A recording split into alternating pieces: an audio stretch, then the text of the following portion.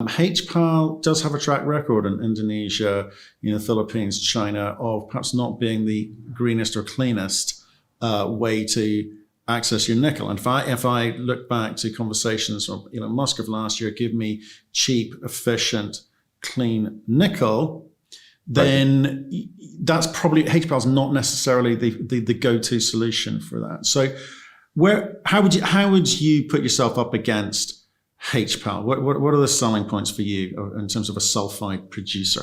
If you're in the Coral Triangle, which a lot of the proposed HPAL and existing HPAL is, what they do is, for one thing, a lot of the power is supplied by coal. You're also mowing down rare tropical rainforests, because these are strip mines. They're not open pit mines. They might be 10 to 20 meters thick and go on for mile after mile after mile. And when I say that they're mowing down rare tropical rainforests, they're rare because it's vegetation that has adapted to high amounts of nickel in the soil, which most plants don't like that. So you've got vegetation adapted to high nickel. And in fact, you can find these deposits by flying around and looking for certain types of vegetation. So they go in, they mow down, and this isn't just for HPAL, this is also for, the nickel pig iron. And in the case of HPAL, it's very difficult to deal with the tailings. You're in an area with very high seismic risk.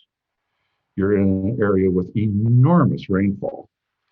And so putting the tailings, behind typical tailings dam is very risky. I don't think you can talk about ethical sourcing of nickel and HPAL in the Coral Triangle in the same breath. There's one other element to it, and that's carbon intensity.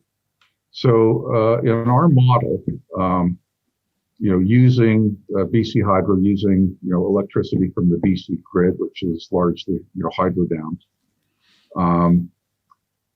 we have scope 1 and 2 emissions of about 2.24 tons of CO2 equivalent per ton of nickel produced, as compared to the average in the industry for scope 1 and 2 is north of 25 tons per ton of nickel produced. So, and we're looking for ways to get that number lower. For example, if we used an electric fleet, which doesn't exist yet, but the type of equipment, the size we're talking about, doesn't exist yet, but we think the market is moving that way. So if we could use an electric fleet, we would, and that would reduce our CO2 emissions considerably. But also, our silicate tailings will absorb CO2 from the atmosphere. Our goal is to be carbon neutral. No guarantee that we get there, but it is possible, we think, to get there.